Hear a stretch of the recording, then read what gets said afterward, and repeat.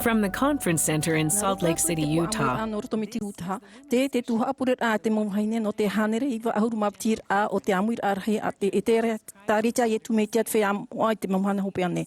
Ua maitihia mai te mau taata o nā roto mai te mau te awhaatero te tarita te peheno te tuha'a purera'a e hapohia mai te ho e pupuhimne a te mau vahine no te mau titirau no utaha. E whaaterehia te hapurura'a e Bonneville Distribution. Ua aponihia te haama ni whaahura te whaharura te haamanara a orera te atu whahipa o te whaanhora mai te parowhati a ore. Nā te tuana Chin Bibi Gamperitini rei te tauturu e arta i te tuha'a purera'a.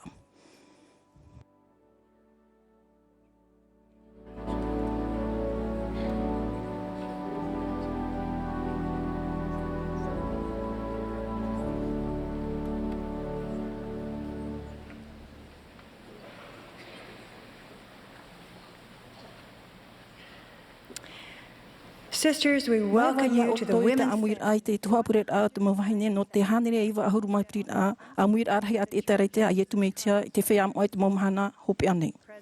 Nā Pretini Jerusalem Nelson e Pretini te Amuiraa e wani mai iau i arata i te reira. Te wawane nei mātou i te Amuiraa mai e te mau tuahine o te whea api e te tote o te oitarete e te mau tomato mohoang. No te tau hapora te amui mai nei manawa ia o tō pātoa e te aturi nei mātou te itene o tō i tō mātou here no o tō. Te itene tātou i te maru mai te nei tātou te one te Pretini Jerusalem Manson e tōna tauturu Pretini Dylan HX Ash Oaks e te Pretini Harry B. Aring. Na Elder Uchtdorf e Delge Randler no te puputino ahuru mapti apotero Elder B. Clarku no te Pretini au te hitu ahuru. Elder Michael G. Ringwood no te hitu ahuru e te ptipo Jirako se te ptipo whaatere a te te parahe mene mua. E mea whahia roa ia ohipa namuria rato e te turuhia mai e te motae. Wa mamururu mai te mātou te parahine te momero no te Pretini a e te aporahe o te tote e te turu te whea apit mahine te Pretini i te po. Te peheno te tuha'a purera'a e hapohia mai te ho e puhimne a te mau vahine no te mau titirau no utaha. I raro ai te arat e alia tāren. E iti mai te pupuhimne i te purera'a i te himne Let Zion Her Beauty Rise. E horohia mai te pura e Rebecca Mer, mero no te apor arahe o te tote te turi i murisho e himne mai te puhimne. We listen to a prophet's voice.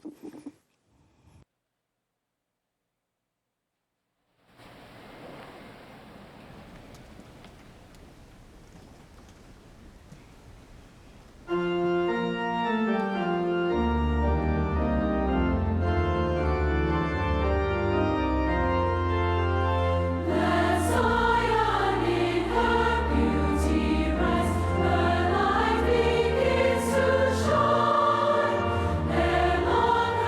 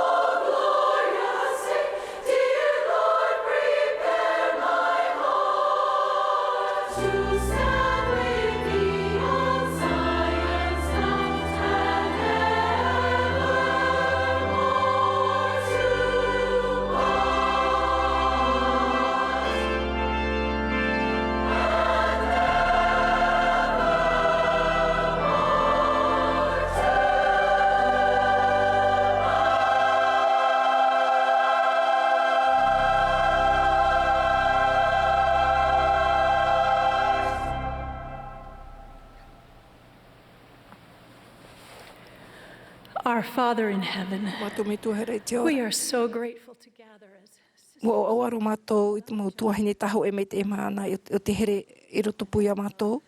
E wohere mātou ia ue, wohere mātou te whaora, tō mātou hoa. No te whatiara ahia te etaretia. Maruru no te hamohamet o te o Tuha'a e te mō whawhaura o te o Tuha'a. Maruru no te mō hapira te Profeta Nelson.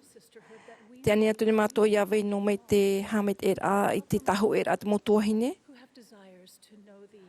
O te hine aro i te owei te metia. E anen he mātou ia tāwini ia vitei.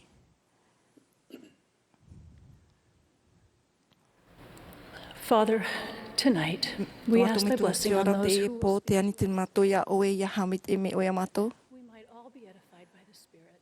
Ia anen he mātou ia oa te e awe te wārua me te pēa mātou. And as we act, we may know Inen he mātou ia whaohipa te reira. O ta oe here i nio a mātou.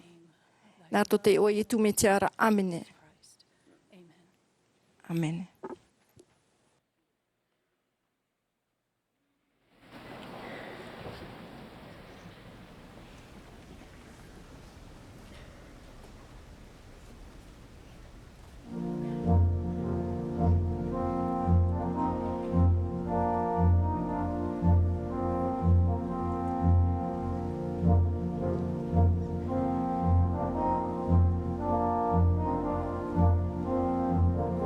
We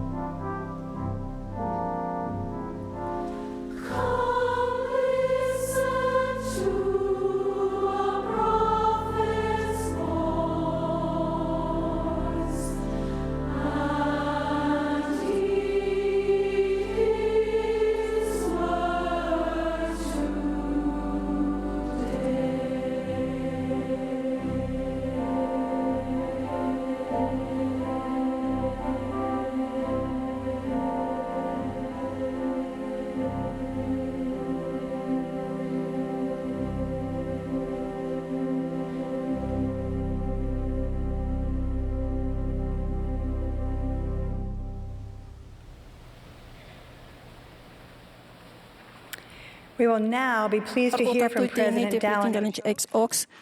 Tauturu e roto te peritinir amatamua. E pehia mai o iai te tuahine Susan Ashporter tauturu ho i roto te peritinir arhai o te Eperera. E te tuahine Rebecca L. Craven tauturu piti i roto te peritinir arhai o te whia apit mahine.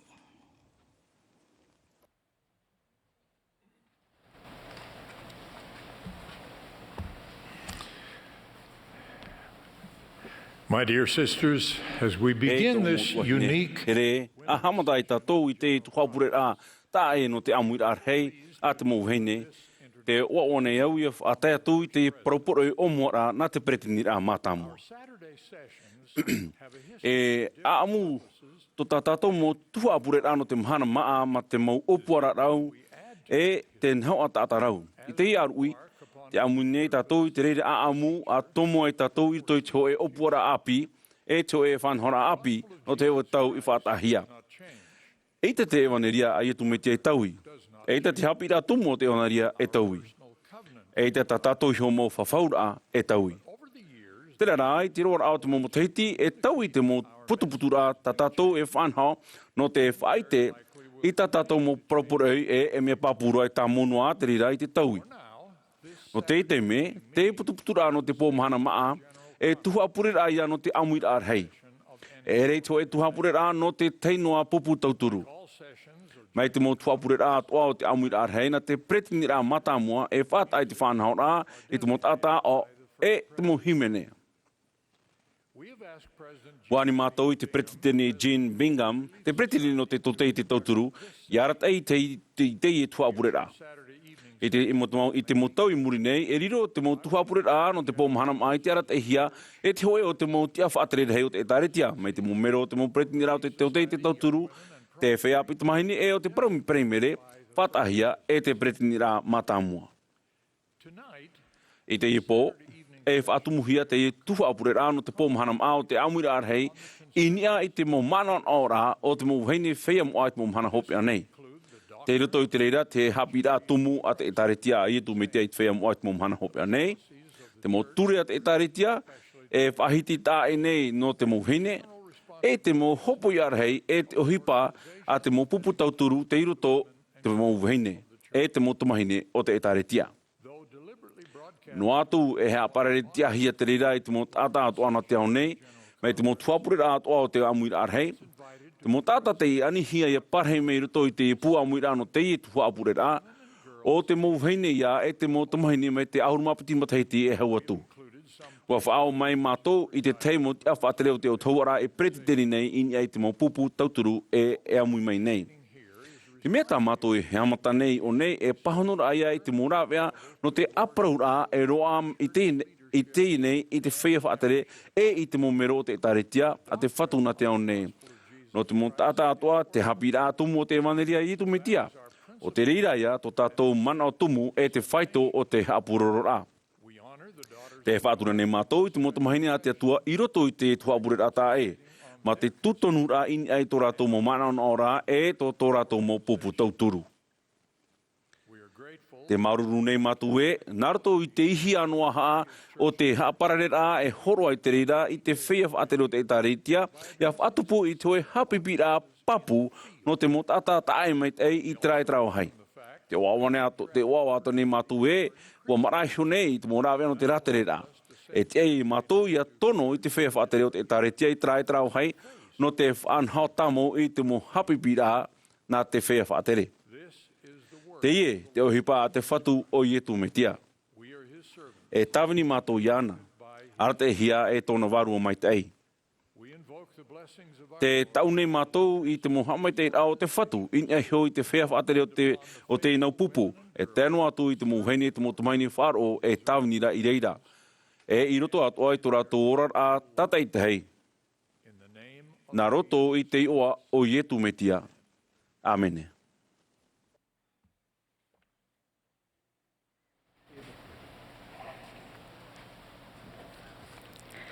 Sisters, what a joy it is to be gathered with each of you in this women's session of General Conference. I grew up in Western New York. e te tuha'a purera'a na mo vahine o Amuiraa hei. Mo pari au i pētar amhana i New York, e wahari au i te tuha'a am aiti a te taritia pite uru mairi te atea i tō mātou whare. Pare e au i te pia hapira a tāpati i te tauera ro tō mātou whare purera'a te hitoroa, e o tō ho pati jo. Ai te roho i man ona e mero mei au no tuha'a puputu hine i tuha'a whaito e rewerhi milioni vahine na te aone. Pea matahiti me eri anei, war ohia tau tāne o Bruce i te maira, a tamni e maua e te whi amoa i tuito no te area no Europa hiti au te rā. O hoi maua i o Amuiraa e wharu e me nei o ia tau hepita mai muri mai. O tau i tau e tau orara, te rito i te hewara e te paraparu. O tau wau i tau whatu i arata e tau ea, e hata o e hina aro ia u iarawe. Te pita mai muri mai, te hi oro nā rato i tau puera arata, i harua i tau mata i ni e tu e hohoi, e vera i te tu e puta whaatianiani. I te era wau e hoho openi no te vahine tamaria e u ieitu i te pē ap o pape. I te reira te me, parua te ate mai nei te parua iao. Te rā, te iau iao i arawe. Te pro i meira tō me tu here i te ora, ia imi iau i te api rā norto mai i te whaaro o te ao. Te hina au nei au e horo atu e turu hapi rā te hapi iau, a tā maua iau i te inu i te pē ap o no pape ura.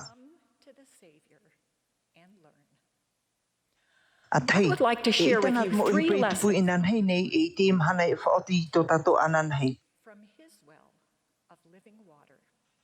E o mautua hine o i te aue, e rewareheo o tō mai a ua tō nei, te papu ore i a aro i te mawhi o te ora anei e i te moeraa. Te moeraa no te mea ai tato o tō ora i nan ia whaahau i te ea, i te aturihia, i purehia, e i whanhohia e o tau.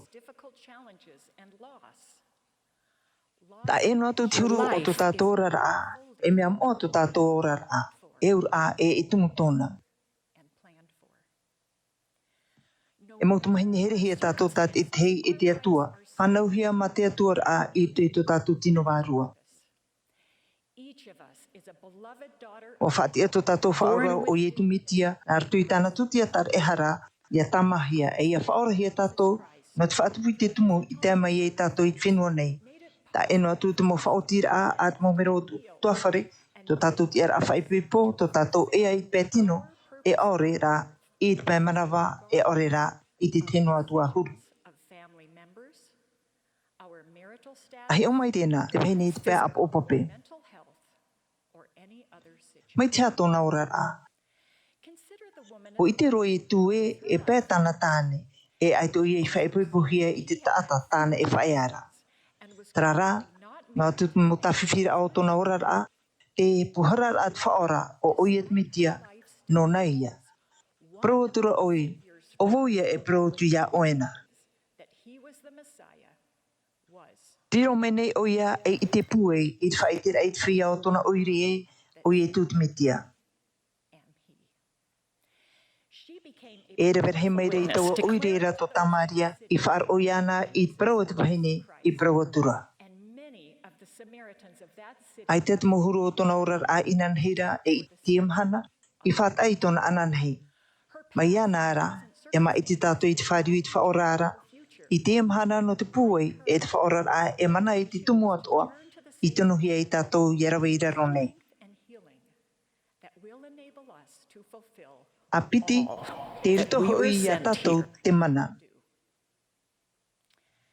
I toitu i rewa matarohia o te hapira atumu e te whawhaura, te whaituitone te whatu i te mauheni e te mautāne. E arawe ana te i te uhipa meit e arawe hui te mauhipa e arawe hei nā ratu i tō rātou hioi na aro. E ia whātupu whārhei hui i te parutia. No te mana i tō i a rātou. E o mautu hine. Te rutu i a tātou te mana, ia whātupu whārhei hui i te parutia. O hapi i te President Nelson i a tātou, te vahine e te tāne atu o te whawhau e te atua, e hapa o i te rera mo whawhaura, e o te tomo ma te ti ama i te mo oroa, o te utauara, e whāri i awharo rātou i te mana o te atua. O hapi mea ue, ia whaitu i tō tātou i te auraro i te mo whawhaura amoa, i rawehi i te teime no te paptitora, e i te mo hiero moa. E hamit e mei te whatu i a tātou, i tōna mana whaora, e te pūe. E te mo i te apai whārua, e te mo arara ai tu tātou I whar I ene. A toru, e nā artuit mō mea iti e tupu mai ei te irahi roara. I to iti ar ai ini e mau o hapi e tu I tāna mau pipi o tō te miti no te whenua e o tō te maramana o tēnei iau. E muri e o whaau uie I te tupura at pateria o te ao I te whaahopue.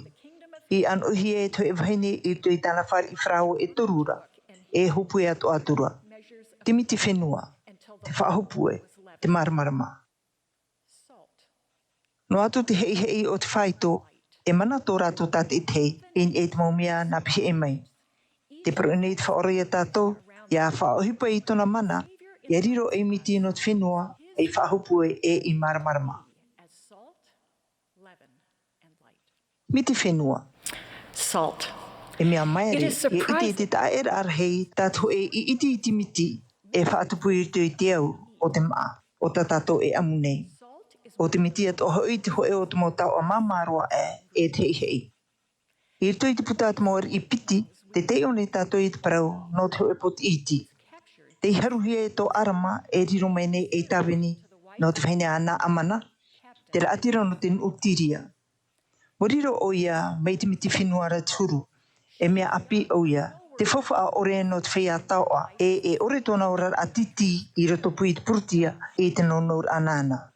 O whahitira o ia, e pitipiri o tāna artu I te mana o te atua, mā te apapui te whaine ana amana e, a hiri te auwhatu I te peruwhate I tamariara, e ora hoi tāna Amuiraa, e Eperera iana. O te tāna prau whaar o ia na amanara, o te hawhau whaai tāna prau, I orai o ia I te pētino e I te pēwarua. Pinipini tātou I te tea, in e te motawini te maro ia na amana I hapu I te anawa I ori tāna, ia I te whaau ia te perfeta e riteia. E te rao na amana e tāpei tō e riteia, ahiri ai te hoe pot iti. E mea apia nei o tau, e mea whawha orea nei I tō mana ora, e riro rā o tau, e miti whenua I te I tō utua whare, e tō Amuiraa oire. As salt in your family, at school, and in your community. Whahopue. Leaven. Wa Amuiraa ever nei o eaten tō I te whrao whahopue ore, na he o tō ia whaataata I te reira. Me eu te iha e te paari, nā rotono I te hoe whaito haihei o te whahopue, e mara a te wharawa, e aano mai, ia pohoaha e ia marua tua. Ia proi tātou I te mana o te atua I te tō tātou rara, e mono tātou I te a autaia, mā te hi o atia I te mohehaura e hamara a, ia te e I te wahai no te mau a au, e au ia whaorahia. Ai te imaoro e nei, te tarawanoara ta uhoa I te roi I te poipo inoera, mā te otorhei. O taparu tana mo tamar I ana ia ti amai, ari e rāwo I o I te mauiwi, inha te whatataro maira tona whata a era a I tana tāni. Ata ino ai o ia I te roi, nin ia tura I tana varua, I te pure I tana mitu I te ara, mā te whaite I tona tapinepa. A whaoti ai o ia I tana pure, wharo o era o ia I te reo I te hei I te parur amai ie. Te teine iau e o oe. O I o ia I tona aruwha. Whanai hura te reira I tona mauautar a, e wa whatupu I te tiaturir a e ita onan e te hewara. Te amaireini a, hari atura I rāpē, e hamani atura I tu e atahiona e tana motamar I, ma te mono I te teimaha o te wapu uira e atara a, e o ora a. Maramarama. Light. E whia maramarama I te tauhia no te haputa I te poiri I te tu e pia. Ho e hihi tin ene. E tau maramarama I te poiri o ana ia nārto mei te puei o te atua e vaira I te I o tau. No atu te moe I te I o tau a u ana e te mauvero o te orar anei e ana o tau I te poiri o te ta orera a. O te nanera I te aturi ore. E te a aueue ore e te papu to o to maramarama o te whaaro o I te metia. Ma te arate e te whia a te ai o tau I te wahi papu e te hau. E te motu hine e tau I te mo a au, e hamai te hia te mo rara a papu e tātou I tu e iti miti whenua. I tu e teipu whahupu e tu e hihi marmarama. Te whai te papune au o te whaora te miti whenua i te i to tātou rara. Mā te pori mei a tātou i a tamta i tona ooa e i tona here. O ia te whahupu ia e te etan e to tātou rara. Ia ti aturi tātou e au mo i tātou mo hopo ia nā tu i tona mana whaitu ori e tona here whaora. O ia to tātou marmarama e turama nei i to tātou ea hoira i te whare. Te pune neo i hare tātou i te whaorara, mai te vahine i te pēa apo pape e ia inu i tāna pape ora. Mai te mauta ata no tamaria, e prau tātou i whaar o mātou i te hua e ne mātou i ana iho. O i te atura mātou o te ora mo te o tō te a, o te metia. I te o i etu metiara. Amene.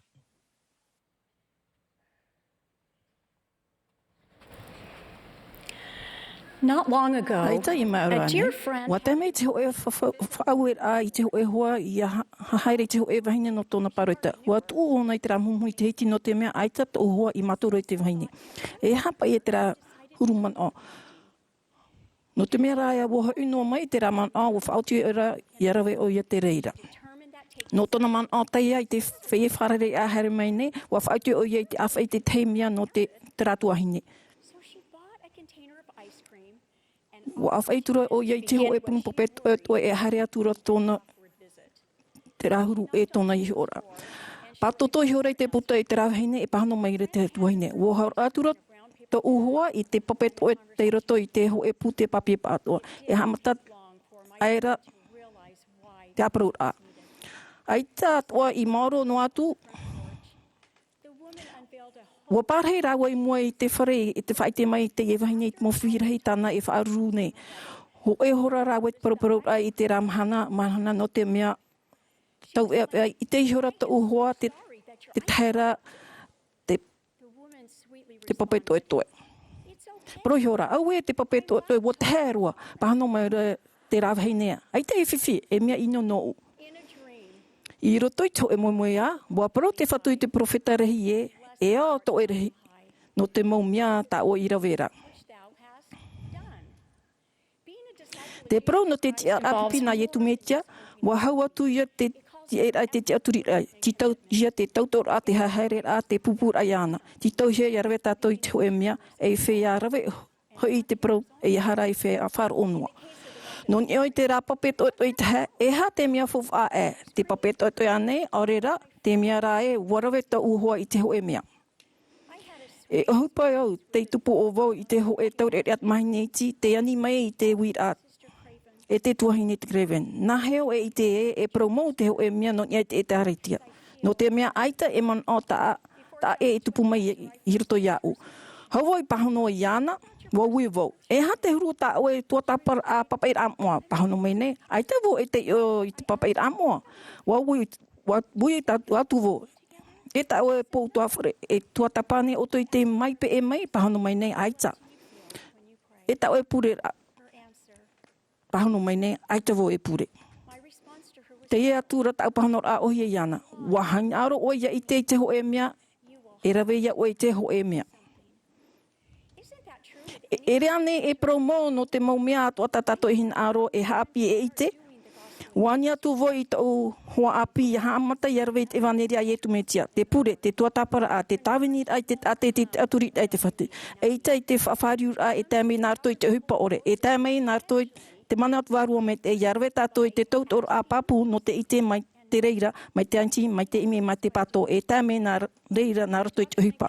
I roto I te hapira atu mō whawhaura, wa pro mai te whatu I te teme. E iha e hapo. Wa whariri atu wau e mai te mea. E mau mea e iha e hapo orera e mea whawha oreri I te vahine I te mau mea e whawha arwa e. I roto tatato mō tautor a e rawe I te ho e mea orera e rawe mau mea atoa e wa mui pātātou I tātou. E ha te mau mea whawha arwa e. Pine, te whea whaatianiani a whaahipat mau praue ma te praue.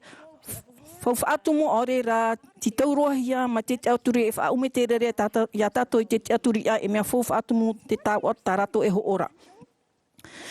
Te rara, e mea fof atu mo mau wane te mea tarato e hoora, tito mau hia ia nano. Tito mau hia iane e hapo atu. Te e te mon o. E ha te mau mea fof aro a. Te rahi a jam in atu tato piar arab e ratur e atotiare. Aure ra te rahi a te mau te hero to tato me tuai here tiaura e tona haafofar ai a tato. Te omor ai te hoa ahu haapaurua, aure ra te whaiter ai te whaatura arto tato tino. Te mir ai te pahanor a te natirara, aure ra te whaarir at pahanor a te atua nara te warua me te. Te hapine te President Russell Nelson, ma te warua me te e hoano oto, en hinhea oto, i eite te mea tiaroa i te taere, i te whiatuir o te tairi to tato to i te. En hinhea oto i ariro e whia marmarma atu i te mau mea ue nā mua atu. A hamo i te ho e ho ano te toe ao te au ne. Ti tauhia to tato tōr ano te rotahi noa i e te mea fof atu mau no te oa vai maoro. Ai tato tatane hin aurorhei roa, e Māori rā, te moer ai a tātou te fof a, to tātou fof a mure ore. E reira tātou e hamau e a tātou nei te me. Te mautare ni te puai pā warua, fof arhe in et mō mea fof a ore. Wahapi te ore me tua piaturu o tamato tamarua paari e whaatere te oto roro. E hamnor ate rera i tāna mo pihau nā rato e whaatere to rato mo mon oe nā rato atua i te mea tā rato e rawe.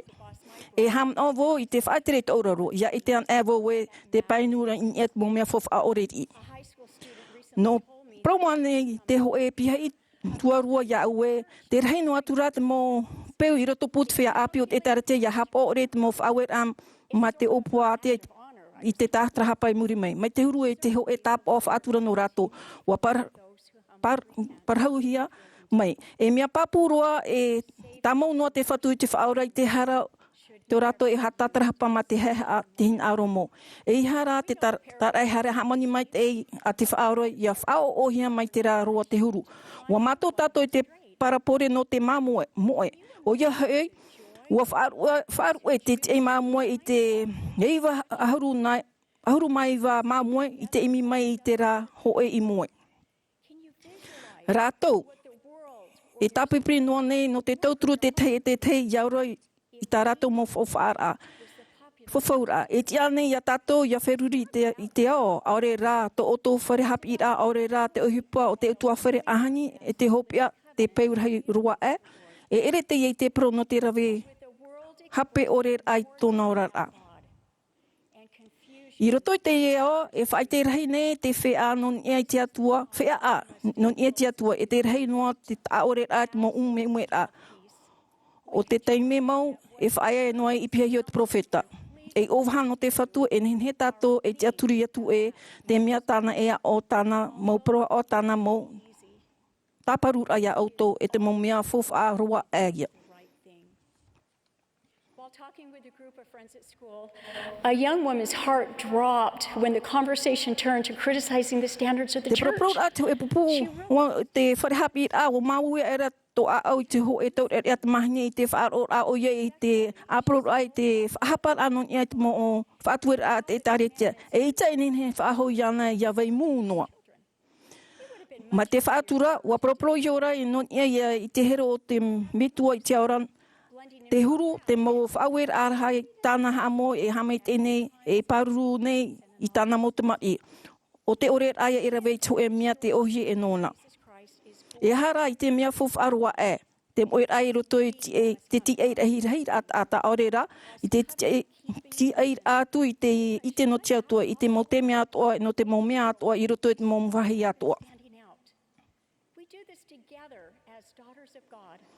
A force Mai of te mea, e 8.2 ti mai te tarita i tu me te at whea moed momhana i rape, mai te poiriti tohoro he a tātou i hiti mai rape te poiri. Tātou te mō wahine hap o whawhaura, ti tauro he a tātou i ananei to tātou marmarma e wanera, e ati e te au nei nā rato i te haere a i mua e te ti eir atu. Ta haptutu nei tātou ia i tera ere Amuiraa i rā tātou i roto i te hipo no te whauror ai te whatetera. Mai te tutawa e te ora i te ewanira i etu A hitu me tia, mai te apurur a te whea te hin aro I te tauturu mai te anir at mo tata at oia whaat I te vaneria e ma te taho e te mau utua whrea amuri no atu. Te evaneria i tu me te evaneria ia no te ohipa e te evaneria no te oua. Te roto te tumupro at whea api no te matahiti te materi penetoru I rewa pēt tētu atu. E te aturia I oha mai te aua at o e hara I te aturu o ia. O ia hapo. E iha o e hapo I ana, ta o at o ra mohari ai nana I whaite ia o I te mohari a. Te tawiri hei no te tiaturi te whatu o te haere ai I mua ma te tiaturi te rata ia tātou noa tua ai te mo pahano rātoa. E te motua hei ne, e ere te papet o te hapo. E ere at oa te wha rahir ai te ohipa te hapo. O te hapo o te rawer ai mo fofa. O te whahipar ai te hapir atu mo a te me te roto to tātou ora a tutawa noa I tātou I raro mai I ana te huru. Rei no atu wā to tātou ohipa no te wei awewe ore ai nia te e ana te whawhaur a rei no atu wā to tātou whaar oi te ia etu me tea. Rei no atu wā to tātou whaar o rei no atu wā to tātou hina aro ai tātarahapa. E rei no atu wā to tātou tātarahapa, rei no atu wā te hapuei a to tātou tāmau a I te atu o nārato I te whawhaur a. A whaatumoai tātou to tātou rat ai ia etu me tea e arat e hea tātou no te rawe te mo mea whawhaaro a. E hamai te hea tātou I te puai pēwarua, e te maruru rei, e te oa oa, I te oa ietu me tia. Amene.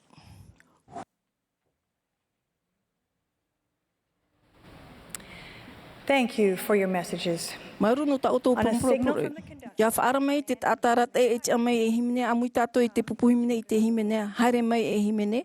I muri sio e hi o mai tātou I te ho e wawau a video puto I muri mai e propro atu vo ia oto.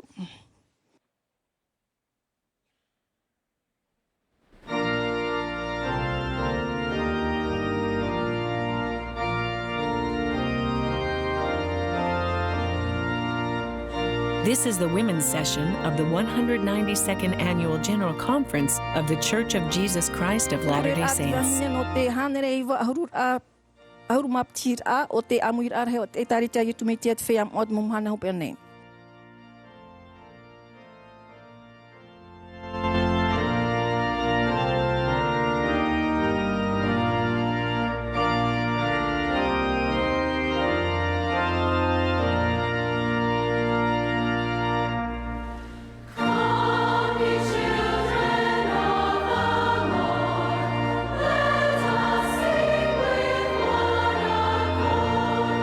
Let us raise a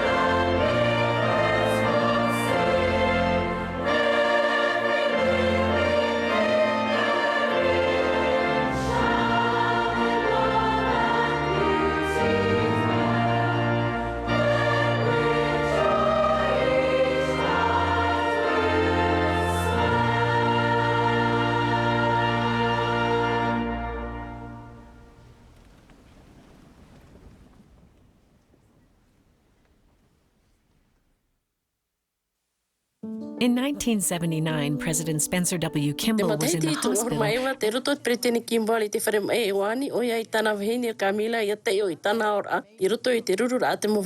Te rei rao te tupura o te taritia te momana hopi ane e te mea no te mea e rawerei vahine me te o te one. Te vei mo nei te ho e varua ai ruto i rato e te morehi me i ruto i te taritia.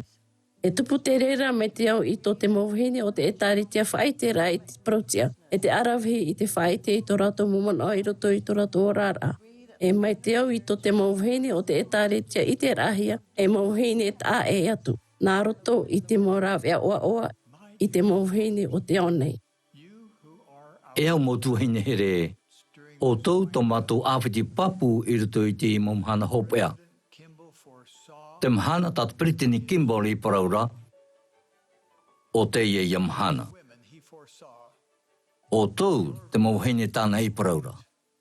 Nā tau tau viretu, te maramarama, te here, te ite, te ituito, te huru, te wharo, e te ora a prautia, e huti mai I te mawhine mait e o te ao nei, e tai noa atu I tō rātou mo utua whare I rutu I te taretia, e tō e whai tū aurea I te hia e nei.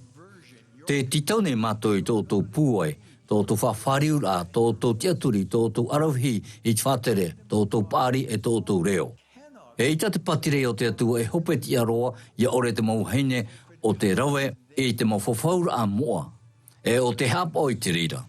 E mawhine o te nhenhe e paraparau ma te pūai e te mana o te atua. No atu te huru o tō pira, no atu te huru o tō orara. Te hinaro nei mātou I tō mamanao, tā o tō mohi ora e tā o tō whaurura. Te hinaro nei mātou I parau o tō ma te teia ore I rutu I te mo apora a paroita e te titi. Te hinaro nei mātou I te motu hene whaipi potatei tei I parau mai te hoe apiti tauturu e te hoperoa. Ma te hoe o tō e tā o tō tāne I te whatere rai tō tō tuawhare. E mea whaipipo hi ane o tō aurera te vei o teinuara, te ia o tō nā te mau arawhi tā e te hoe te rā tā e tā o tō I whari e horo ana o mai te atuara. E I te mātou te mau tā e nhenhe e tāpiti I tō tō whaurura hoe roa. Ua I te tātou e te hipa hope aroa e te rei a o te poia te rā tātoa o te amanir aia o te wahine. E hinaro mātou I tō tō pūai. Te haa maruru atu ni au I o tō e tō umotu hine here. E te haa maite atu ni au I o tō I a tupu o tō e tēro atu I tō tō whaito hopea. No te whaatupu I te whaito o tō tō hamanirahia. Nārto I tō tātou harera ma te tapea tirima I rutu I te ihipa mua. Ia amuhia tātou e tauturu tātou I te whainene rai te au nei no te tapiti ramai o te whatu. Sisters, what a joy to gather in a worldwide sisterhood. As women who make and keep covenants with God. te hoe au tau hoine a no te o ato ane. E mo wahine o te rawe nei o te hap o nei I te mo whawhaura te atua te whaite nei tātou I te natir ape waru o te tōturu nei a tātou I a pahono I te mo tamatara au tātou tau e te whaine nei a tātou no te taiptira me o te metia e te hap o te reira mo whawhaura e whati ai a tātou I a riro I mo wahine whauru. Rato te papiti tohi au whawhaura tātou I te mahana e ore mo hea I a rawe te o I tu me te ho I a rātoura.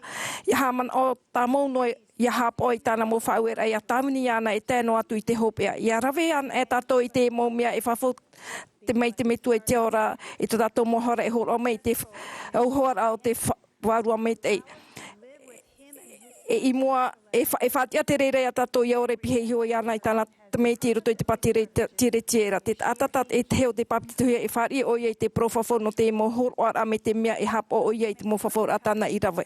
Te whaite, te whea o te rawe te mo whafo rai roto te hiareo e whari I rato I te mo profafo puwe I au I te mo hi o hapo me te e whafo hanahana tātou I te hapo I te mo whauera a te atua. Ia ora I te ewaneria ia I tu metia. Ia wei I ore noa ia horo ai tātou te me I te mo tāhreni. E tion e tōna pē e whawhote atua I te Mohamed e rai roto I te orara e rāw ea no te hui I pihe I hoi ana. I roto I te whaanhor ai hor ohia mei a tātou ore rā I tuhia mei I a tātou te man nā no te ite I te pro mau e te hape te mei te I te ino I ropu I te reir are o whaatopitopi I te pāto I te whaarui nei e aue I a te hor hor o mana rahi e. I te whainene a voi te tere matamua no te hiero o tau tru mai te me tua vahine te mo tua hine ara vahine te te tau tru iau. Ia mai te mo tau iha e te ahu o anen he te whainene ra afof aroa e wa teme ia hou te ite ai e ha te ahu e o mo i muri e te wiwir ahe no te ite te moti ama wa fat ame te ipti topo iau te mo whafau au tau e rawe e hor o mai tāna whaat tar apapu iau ia rawe ia wheruri te mo whafau ai anene te rawe.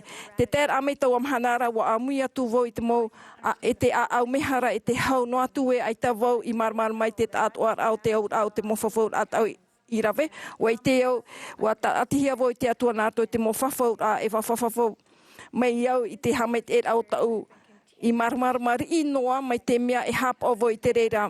Mai taua o hipa mata mua i tupu waha a papu tā mauhia mai au te hap ora i te mo whawhau no te rawe e te atua. E whaatia te reira i a tātou i a huti mai i roto i te mana o te whaora i te mo miaha apue ia tātou i roto i te mau tamtar a ape ore. E nen he te mo hipa e tū i te orar a e here atu mai te area e te hepo rei mai te pia i te nana. E tōturu i te rau tat e rā i tātou ia marmarma mai te i te here o te tātou metua. O tātou arawhi ia tau i mauti te horua o te arwhau te whaora. E whaatia te hap or ai tātou mo whauer ai te mana o te whaora ia tā mai ia tātou ia hap i mei ia tātou nārto i te rau. Te reira tō tātou tār e heran te haruma ia tātou ia topan e tātou i te mea e whariu. Wati ane tātou ia i te ho e mato, mani awe i te hiti, e whaham or anō atu ai te oto i te ia ta amuhia oto i te mo materia paari o te nen he awha ia oto iraro i te mato me te pāruruhia te tiar ai te hiti ro o te whaau otu i te mawhatu. No te otoe atu, i rape i te mato e atirare i roto i te ore. Ti tauhia i aturi te tutau i tā mohia i te hoe ohi papari ai te e hauti. Ti tauhia i aturi i te tata e huti i te taura a pau e oto i raro. E no atu e horoa mai te materia i a oto i te teiti a rata e te paura. Te hamno ne iau i te hoe haa paura i te mato i te hoe pupu whea api tamahine o vau te tata mato o te pupu ua hamata vo i te tupa ma te tāpea ore au era u hamata te taure i te ruru o whaea era to utopar a viti roa. A tā renoa ea vo i te awhara o te matou o pure vo no te hoe tāta ore ra e tāpea ia u e hei atopa inia. I muri e wa i te mea ue ai te wharero tā maur a tutau i tā mau paarihia i te paur atu i te hiti o te matou o ruru, te tua o te tāta e tāpea i a raua i a huti mai o ia i te hiti o te matou. Ma te rā e viti uha amo o ia i tona awe i te mo ofei, te mo mai te eira i roto i te reira veir a wati a iau i atu umaru no iau e te teiru i tona rima e te teiri man nania. Te veira te tei atu hoa i raro mai te matou i nene no te haru mai iau me te mea e te e taura.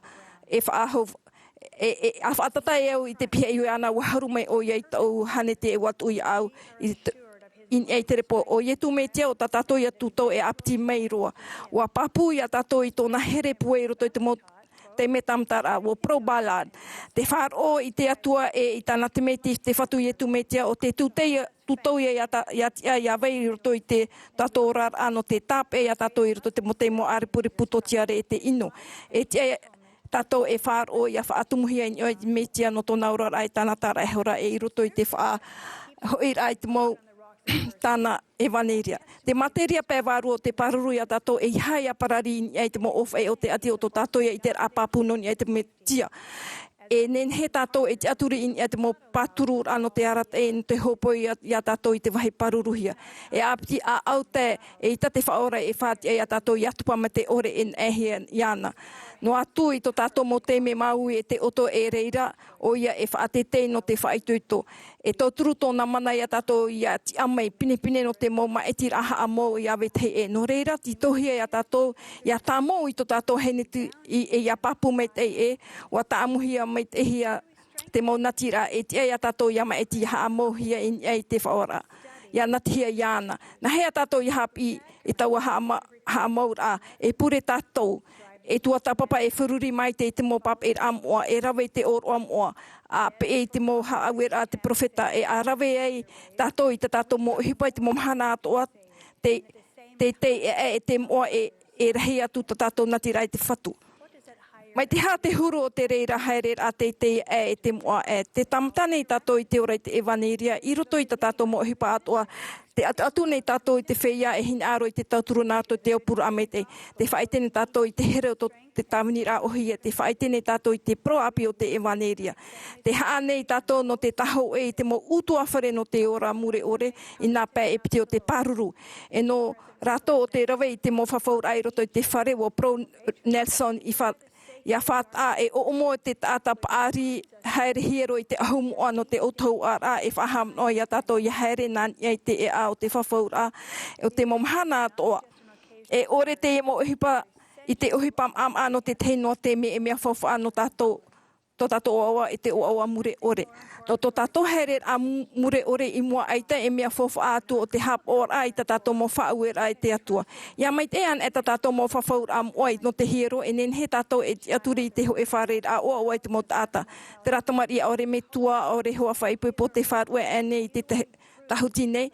Te aturi nei o ia mai tōna a au atoa e vei papunoa tātou i te mo whawhaura o te taamuhi a tātou. Mai te mea e tāua ore ra e ita e hap o mai te eiroa. Te hape Eperera i a tātou i te mo natira mure ore te me no te tātarahapa no te tata e no te tamatai whahau. E mea a ore te oa mai te mea e tau i tātou i te Mohamed e rau te oa mure ore no te ho e ora a ohi e te ho e te me poto. Te tāwiri no te oa vei moro o te ora ai e te vaneria i a i tumete e te mohapor ai tāna mo whawhaur a o Pro Nelson. Tō tātou paruru a ho Pearoa e tō tātou an e oa vei moro te iroto i te tāpeara i te auri o te evaneria i e tumete a te whaho i whahohia mai e tōna mo whawhaur a i te mo oroa. Mai te mea e nā reira tātou e nen he tātou e whano nan i te miti arepurepu no te mea e ro ai a tātou i te mano te atua. E rawer he o tātou te whaaru ruru i te mo miti arepurepu atur e hia i tātou i te mo are o te ati o te te me e ha matapohi e tātou te pape mata e te me i roto i te mo whiwhi. Ai tapha tātou i te hea wahi e hoe tātou i te puti o tō tātou rara e man o atu apha tātou ai tātou e puwe no te te atu i tahatei. Te ham ora o wei oto hoe tomari here hia na te atua. No te hanei te nia oto i te whene e ta oto wha o te ora a ia i pihei hoi te atua te here hia e oto e ha amarmarma i tō o tō hi ora i te whaatoro ia o tō i te e amo. I ropu i te vero te vera e ho e marmarma anana no te whaite i te e a o vau te marmarma e te anana nei i roto i te pōuri o pro ietu. E mea papu te pro paruru ia hi o e tato i tōna marmarma. Wariro e hamait e a te whare e ai te mo vahine no te mo whaito matahete e ora nei i roto i te raura o te huru ora a. Te whario nei rato i e te whatu e tāna profeta i arat e hi rato e hana i te mo rap e atur e ra. No atu te mo tamatar a taho e o te mo i te hohuno o te whaahe mai a tatou. Ia whaea noa i te e a o te whawhaura. Te tūru ui nei tātou i te profawhau o te mo mea atoa te metua. E no a te whaito ta o tō matahiti o tō tat e te heo te mo vahine te irawa i te mo whawhaura o te atua. E te ara o tō ia amo marmarma i te whatu o te whatu i arat e me iawe te he. Mai te Pretini Nelson i prau o tō te mo vahine e whaatupu i te mo Tuha'a i te atea. E te motua hine here, hau atu i te mea atoa a whaea noa i te a whawhaur a e te atu i te metiara. Wa haamata i hia tātou i a haere i te mo whenua a purera'a i te mo hiero no te one. E nen he te mo mero te amaat o te etare te erawe hapa o i te mo whawhaur o te hiara. Te whea a api pāri, ai te ti e te whaipapora o te mitione no te rawe i te mo whawhaur amoa. E nen he oto e whainenia oto e whea api tamahine no whār i te pāru i te pue e te mo whawhaur au te hiero e horo o mai te ahurumap au te mataheti me te mea wainene oto.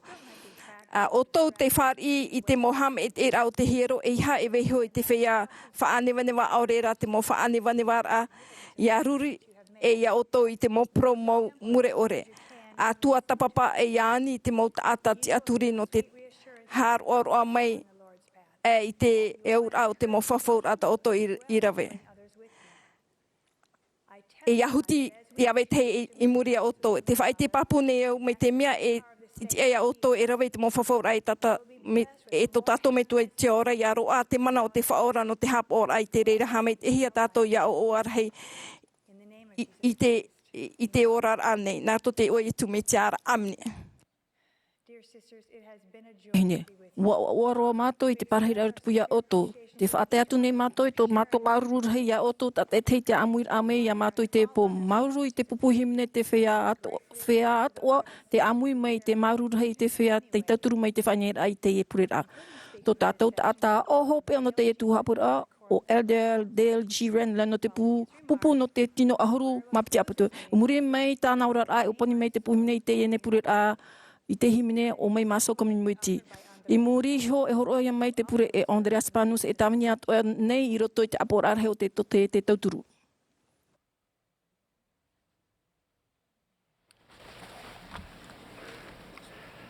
Dear sisters, thank you for being here.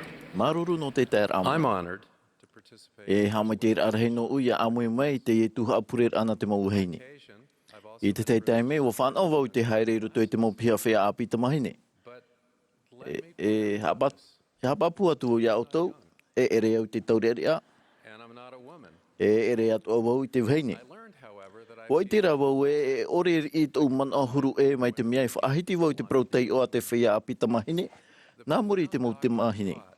E hapi rā tumu hohonu mau I roto I te mau proutei o te whea api ta vahine. E mea whauwha ano te whea api ta mahine e tano atu ara I te ta atu ara. E mata te protei o a te whea api ta mahine mai teie e ta mahine herehia wau e nā metua I te reira ma te natura hanahana e te hopi amure ore. E mha prau mau whauwha arhei I roto I te prau. At hei, e ta mahine herehia o tau.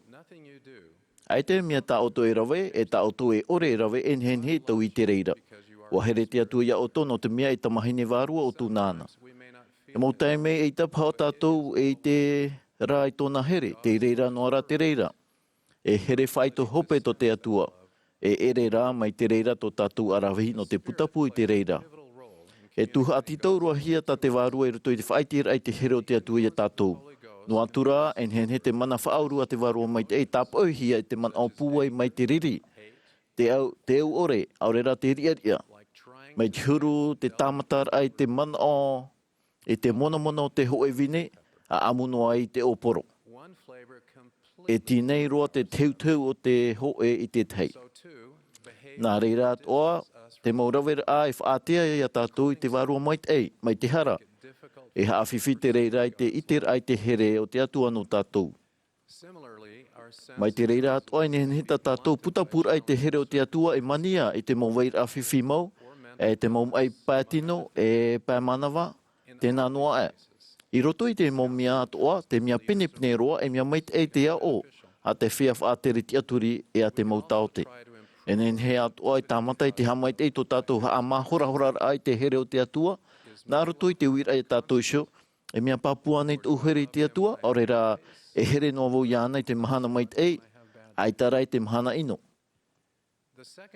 Te piti o te praumau o I hui e nau metua I te rei to tātou, te metua tāne e te metua vahine. E tai mai te hapira tumu no te metua vahine te ora nā roto I te heheura. E te aturi ata e te reina no te whiam o I te momhana hopi anei. O whaata te pretetini oaks I te whauwha arhei o te praumau. Ta tātou hapira hohonu roa no ni e te atua, e haamata ia nā ni e te mau metua I te rei. O te riror a mai araua te huru ta tātou titaur a te roa e. E mea I tiro te heheur a no e te metua vahine I te rei. Te veira I roto I te tumu prau te evaneria, I roto I te puta veira te veira puta o te evaneria. Ia o tia o to I te tei o te reira, wa I te ia o to I te mea tā ui I te non e te reira. Ahani pa e te rehe atua tō u, e wira atua pā tā o tō, e wahina aroto I te pā honora. E tu whaafauwha arhei no tō tātou tupur apewaro te titaur ai te maramar hei e. E hi o mai te eira, e ita te wheruri a e mono I te heheur a. E ita te wheruri a maon o noa I arat e te pēwaru arhei e. E nhen hera I arat e te whaahemar a, ore rā te whaahahi e a I ta tātou roteir ai te miai heheu ia mai. E hi ora wa hap I te whaorai tāna mo pipi. Ia pure tāmau no o tau I te metua nā roto I tō urai oa. Te pene tātou I te hoho a whanhora ma te whaatei ta tātou haamorira ai tō tātou metua I te ora nani ai te o ietu metia. Ai tara tātou e pure nei te me tua vahine te ora. E te motau atua wat umai te atu e te mo profeta wa amana hia rātou ia praunan e tōnai oa. Ai tara rātou e prau nei te mo hapira atumo, te hamani hia rito i tō rātou a au. Aure rai hapi te mo mea e ta i heheu hia mai. A hio nei te hiora a te profeta para ama. Te ani hia, te pita hia no te ana te mai te mutamari ai traera, ia manu ia mei moapi. Nā o ia, horo anua mei te ar ino moapi te ario i te auro nā ua ia ino atu tōna whare, e tā e ia u ia rawe i te hoe wahaiti e mauri raita te atua, Yehowa e proma ia ura. Mai reira atu o te whaahepo rain e te mo profeta i te mo mhana hopi ane. Te tito whaahepo rai te heheura te atua, e mono hahaha ia e te maa ore. E ti ei mai te rata toi te whatu e tōna teime no te heheu mai tāna mau prau maire. Nā roto i te moraw ia tānei ha mau.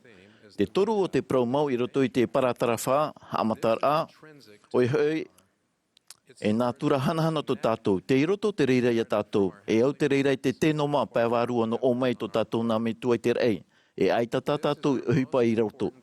O te hot ata fof aroa e no tātou. Tā e noa tu te hiro o tātou e maeti no tātou.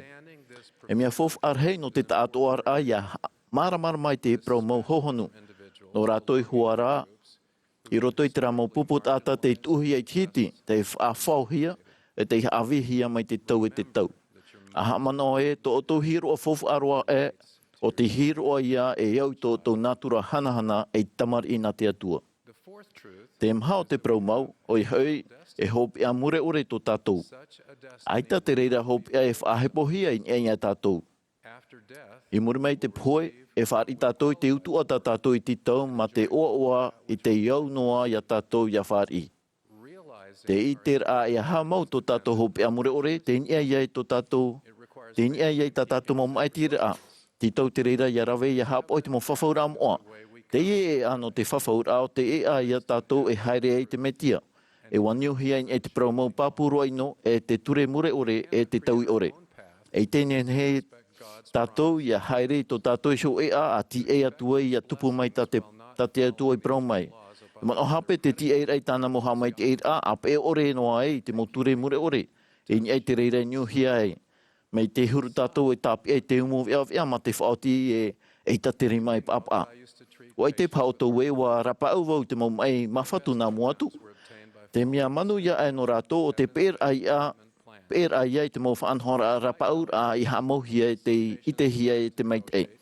E no atupai wa i te rātou i te reira i tāmatai hoa te hewhia e prau mai ai te wau hina aro i ar heiroa te maura au a rera ai te wau hina aro tra mohi opo ar ai rawirhei. O iei hoa ia, wa ti ama te tātam ei no te rawe i tā rātou shou whaotira, ia hahi e rā rātou i te whaanhora arapaur a manu ia roa e mahuiwi hoa ia to muri mai. E te inhen hei te whiam ei mawhatu ia maeti te e a oraro e reira e whaahapa e to rātou taote, no te mawhaaho e purera'a oraro atoa. Mai te reira atoa no tātou, nā te e a i whaauehi e te metu e te ora, i arat e atu i te whaaho purera'a mure ore. E te amara to tātou ia maeti, e tara te mau whaahopi ar a. Wa prau te whatu, o te mea o te ofati te ture, e o te ore hoi e hapo i te ture. O te titaura ia riro e ture ia nei hora, e ore roa ia e te eia hamoahi e te ture, e ore atoa e te aroha, te prautia e te praumau. E te nhenhe e hahi e te e au te metua te ora, e reira e whaahapa e iana, no te mau whaahopi ar auraro e. Te praune te piti o te paratrafa no te prautei e pipina ietu metia te tutawane iau ia riro mai anara te huru. Te imine iau e te rawe nei iau mai te au te heheur ai te mai iau nei e te aupuru nei iau ia vetei i tōnei ua moa. En hen he whaatupu i te itera papuno ietu metia mauti te ohipar anarto e te whaaro. En hen he titau te hor ope warua ia i te o ietu metia rau te tamaiti ana te atua e wa whaatatauru hia o ia no te mau harau te o nei. Ai tara en hen he e whar i te hor ono te tiaturi i te mau prau a te whia i te e te roi te teime e te i tātou iso. Iana reira tātou te amune ia tātou ia te amuine i tātou ia nei ruto i tāna ohipa. Te nā ofa ahura te prau E ti atu wau, e ite no nā te atu e te mo taimi atua, e roto i te mo mea atua, e te mo wahai atua. Te hina arohi ane, te mo mero at o te taretia, e ite nā te atua. No atua wa haamanahia te mo apo te toro e te mo hitu ahuru, e ite taa e no te i ua o te metia. E whiruri nai te hoi tu era apopo e, nā te ti e tap o no e pāruru i te tap o. Ai tāna e te tauturu a te te atu whea hauti, e ita e no ai te ti e tap o, i te pāruru tano i te tap o, e pau noa te pupu hauti. Nā reira atua, e hina arohia te mut ata atua i roto i te pupu a te whatu. E amata te paratrafa hope au te protei o, mai te i. A tutawa e au, ia noa te whaatei te ira, e poihere au te horo ano te tatrahapa. E imi au i te hamait e iau i te mahana tat e te. Mauti te tutiatara e hara te whaora tato in hen hea e tatrahapa. E apo i te hapira ano tatato mo hape, ore e whahapahia no te reira. Wa hap i te pretitini Nelson. E rawerheiro tata e hio nei te tatrahapa e utua. Nā tātanera e whaatupu nei te man ono te utua. Te tāmata nei oia i te tāpo i tatato hi ora a, ia e tu metia. O te tia nei ma te rima mahora, ma te ti eira, e ma te hina aro ia whaore. Ia whaora, ia whaore i te hara. Ia tāma, ia haapuai, ia haaviv i ore, e ia haamoa i tātou. Ia tatrahapa mau tātou ai tawha ahau e riwha pēwarua, no atua te mea tātou i rawe, no atua te teimha, aurera te reira teime i rawe hia te reira. Pine no atu tātou i te tatrahapa, e i te imi te whaore ahara, e nehen he whaore hia mai. Au ia horo of ahia hia no o mai to tātou whaore ia yetu metia. E nehen he te waru mai te hapapu mai tātou e o whaore hia tātou hara. E te tātou i te oa i te hau, e maue e te manau hapa. E ai tātura e mhi no tātou mō hara. No atura tātou e tatrahapa ma te manau papu, e nhen he tātou e turori. E ere te turori rā aitai e tano te tatrahapa rā. Pene e whaitira no te reira, no te paruparu tāta nei. Au e ia tamaru rā te ite rā e mea tā e te hio rā te whatu i te paruparu e i te oreure hau. E hana tātou e whea i te arawhio te whatu, ia tauturu e tātou, e to tātou mo paruparu inha, ia prau te whatu i te prau no te paruparu, e mea nāroto ia i te aroha. Te whaoti nei te protei o te whea apita mahine, ma te whaar o e haapua iau i te utua whare, e i te umo wheti, e rawe iau i te mo whawhaur am oa, e hap ovo i te reira, e whaar iau i te mo oroa, e te mo hamai te au te hero moa. Haapua i te utua whare e te wheti, te aur ara e nehen he tupai auri te pona mata mo te whiwhi no te hapa o mai te e nehen he tā maua i te whauwha atupuna no te whaar o, aurera e whaahau mai te reira. A tira no atu te rawe hia, e tāmai te pua i nā roto i te whaaro ia yetu metia, e nā roto i te mau whawhaur a. I roto i te hiero, te haapine tātou o vai tātou, e o anahea mai tātou. Wa prau te whirotrofo romara o Cicero, te ite ore ai te mea i tupu nā mua ai to o e whanau rā, o te wainoar ai i te hoi tamari. I o nei te praura oia no te Tuha'a ai o te o, en he rā e whaarhea tua i tāna hi ora. E ora a mori no atu tātou e tamari, mai te peu e atamaua tātou no ni ai te hi ora a more ore, e no a mai roto i te mo hiero. I reirei tupu tātou i roto i te whatu, e whaari tātou te ira o te varua mai te e hope atua tātou pupur ai a tātou e pipina te whaora. I hapa o tātou i tātou mo whawhaur a e whaari a tātou i te mana o te atua i roto i tō tātou orar a. Te anine iau ia oto ia whaatumu i tō tō orar a ni e ia yetu metia. I haman o te mo pro new o te protei o te whea api tamahine. Waine ine o tō rā, i arat e mea te varua mai te ia oto. Wahina aro tō tātou me tu e te ora i a riro mai oto e ata ai anōna. E a whaar i te mo mea o anānara. Ai tātua tāna inhen he horo ia oto. Ai tātua tāna inhen he profafo ia oto. War hea tōna here ia oto i tā oto i ite.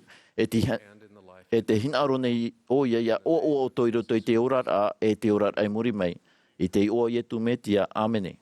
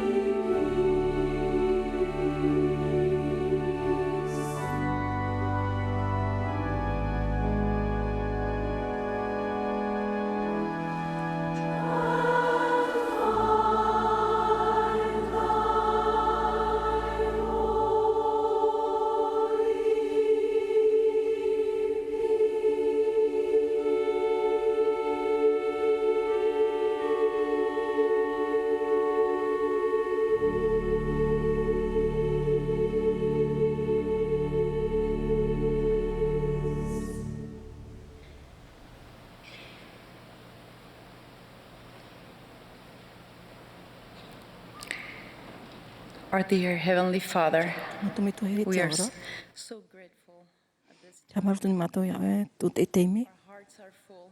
Thank you, Father. Marunu te ini te me, ia amui me mātou e tuahine. Ia nini mātou hap ihe mātou e arta ihe mātou nā tau e profeta. E tau e mwhea whātere. Maruru, mātou whaoro ietu metia, no tōna here, tōna aroha. E tāna tutia tarai hara. Our knowledge and our influence always for good. Mātou i te, no te tawini ai, ia we te e, no te tauturura. Tauturu mātou, ia mātou, ia pēnua tūta o e mō whawera. Ia whāri tō mātou i hura atuara. In the name of our Savior Jesus Christ. Amen.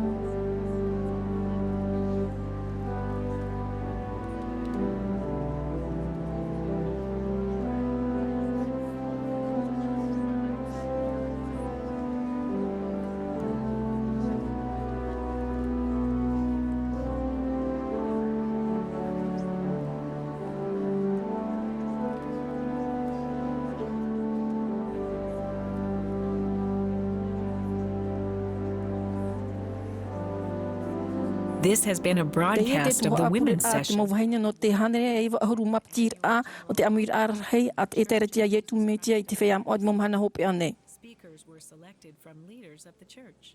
Music for this session was provided by a women's choir from various stakes in the Utah area.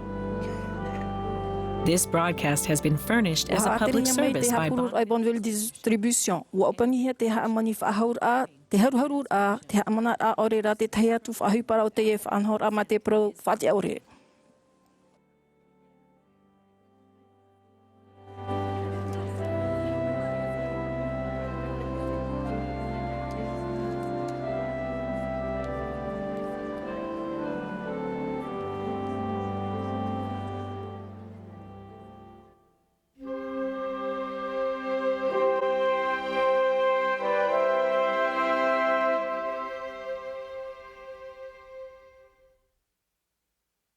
Hello, and thank you for joining millions of